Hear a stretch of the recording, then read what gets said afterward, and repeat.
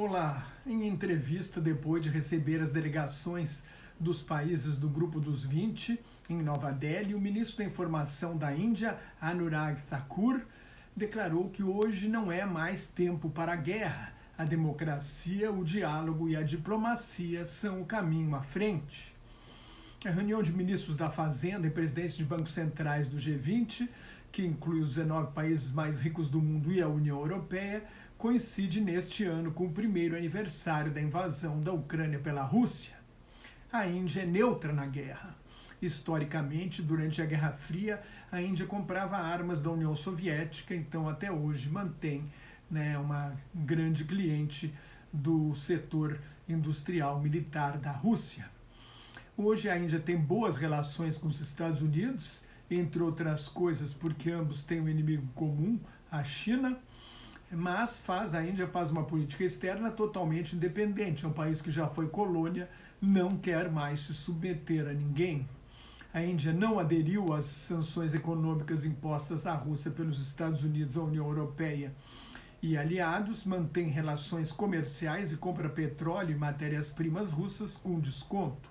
Mas o primeiro-ministro Narendra Modi, um ultranacionalista hindu que persegue muçulmanos, um primeiro-ministro de extrema-direita, já deu o recado diretamente ao ditador russo Vladimir Putin.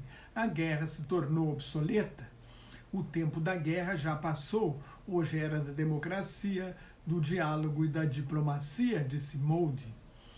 Há mais de 100 anos, no livro A Grande Ilusão, o escritor e político britânico Norman Angell afirmou que, como a grande fonte de riqueza é o comércio internacional, a guerra para obter vantagens econômicas perdeu totalmente o sentido. A guerra destrói o capital, mata os seres humanos e arrasa destrói o meio ambiente. Ontem eu citei aqui o líder da oposição na Rússia, Alexei Navalny, que está preso na Sibéria e depois de sofrer uma tentativa de sobreviver a uma tentativa de assassinato, que diz muito sobre a ditadura de Vladimir Putin. Um dos argumentos de Navalny contra a guerra é que a Rússia não precisa de mais território. É o maior país do mundo, tem uma superfície 2 vezes maior do que o Brasil, mais de 2 vezes maior do que o Brasil, e com uma população de 146 milhões de habitantes, que está diminuindo desde o tempo da União Soviética, desde os anos 70.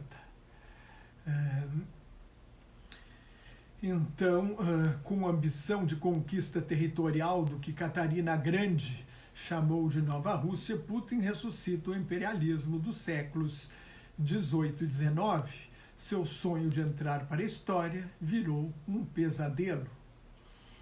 O Congresso do México aprovou nesta quarta-feira uma reforma do Instituto Nacional Eleitoral, que está sendo criticada por enfraquecer a instituição que realizou e fiscalizou eleições desde que o Partido Revolucionário Institucional, o PRI, perdeu no ano 2000 o monopólio do poder central que detinha desde 1929. Foram 71 anos de domínio do PRI sobre a política mexicana. O PRI foi o partido criado pelo presidente Lázaro Cárdenas em 1929. Lázaro Cárdenas nacionalizou o petróleo e institucionalizou a Revolução Mexicana. Todo presidente do PRI dizia ao assumir "La revolución continua desde el Palácio Nacional", como se o poder constituído pudesse fazer revoluções. As reformas aprovadas por iniciativa do presidente Andrés Manuel López Obrador, um populista de esquerda, reduzem a autonomia, o número de funcionários e o poder do Instituto Nacional Eleitoral para punir políticos que violem as leis eleitorais. É a mais grave das manobras de López Obrador para minar as instituições democráticas mexicanas. A desculpa do governo é que vai poupar dezenas de milhões de pesos e tornar o sistema de votação mais eficiente. As novas regras facilitam o voto no exterior, que poderá ser via internet. Mas até o líder no Senado do Movimento de Regeneração Nacional, Morena, o partido do presidente, se opõe frontalmente à reforma, que chamou de inconstitucional. A Corte Suprema de Justiça alvo frequente da ira de López Obrador, é comum, né? Como a gente se acostumou, ou pelo menos cansou de ver aqui no Brasil, um presidente populista atacando o poder judiciário. Então, a Corte Suprema, alvo frequente da ira de López Obrador, deve avaliar a constitucionalidade da reforma nos próximos meses. Para um ex-ministro do interior deste governo, Jorge Alcocer Villanueva, o que está em jogo é se teremos um país com instituições democráticas e Estado de Direito ou se o voto será respeitado. Apesar do prestígio do Instituto Nacional Eleitoral, o presidente López Obrador desconfia dele desde que perdeu a eleição de 2006 para o direitista Felipe Calderón por 1% dos votos. Com uma aprovação de 65% dos mexicanos, López Obrador é o segundo líder mais popular do mundo, atrás apenas do indiano Narendra Modi. Seu partido, o Partido Morena, é o favorito para a eleição presidencial de 2024, com 42% das preferências. No México não há segundo turno nem reeleição. Morena terá, então, de escolher um novo candidato. O nome mais citado era do ministro do Exterior, Marcelo Ebrard, ex-prefeito da Cidade do México, mas a favorita nas pesquisas é a atual prefeita da capital mexicana, Claudia Sheinbaum. O México pode ter, então, sua primeira presidente mulher. A presidente das Abuelas da Plaça de Maio, Estela de Carlotto, criticou a convocação do movimento peronista La Cámpora para uma manifestação em 24 de março em defesa da vice-presidente Cristina Kirchner, denunciada por corrupção em processo criminal.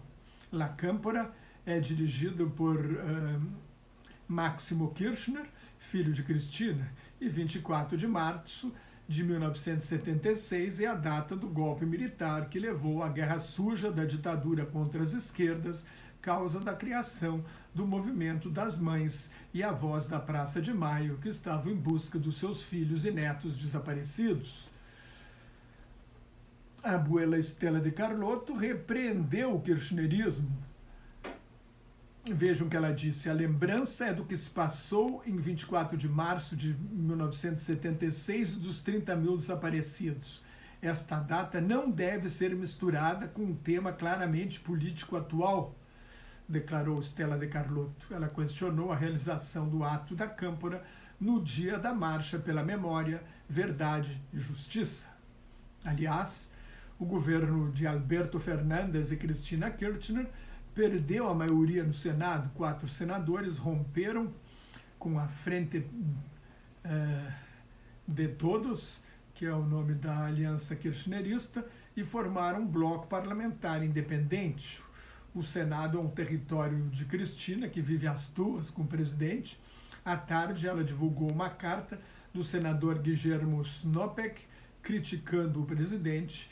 Então, ao mesmo tempo, Cristina tenta desmentir as notícias de que a formação do bloco é uma derrota para ela e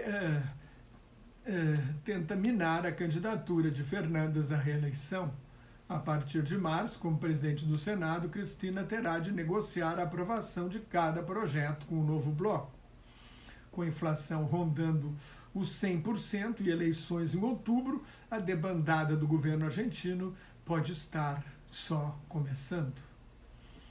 A boa notícia é a semana de 4 dias de trabalho. O Reino Unido acaba de fazer uma grande experiência a respeito. A fórmula é simples.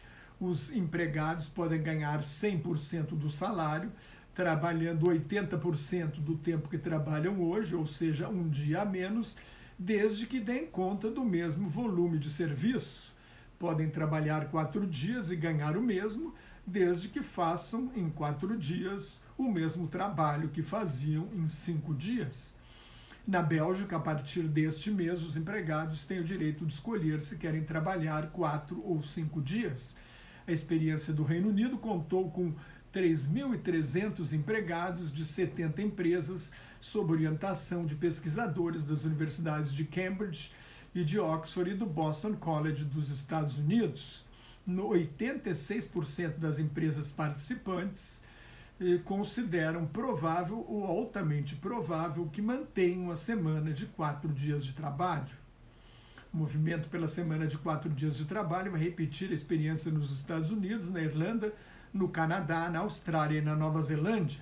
Na Escócia, no País de Gales e na Espanha, os governos tomaram a iniciativa de estudar a possibilidade. Na Alemanha, onde a semana de trabalho média é de 34 horas, muito menor do que na maioria do que em quase todos os países, as novas empresas do setor de alta tecnologia adotaram a semana de 4 dias. 71% dos trabalhadores alemães gostam da ideia. Se você gostou, assine meu canal no YouTube, leia o meu blog Globalização em Crise, me siga no Twitter, no Instagram e no Facebook, onde colaboro com o grupo Quarentena News. Muito obrigado e até a próxima.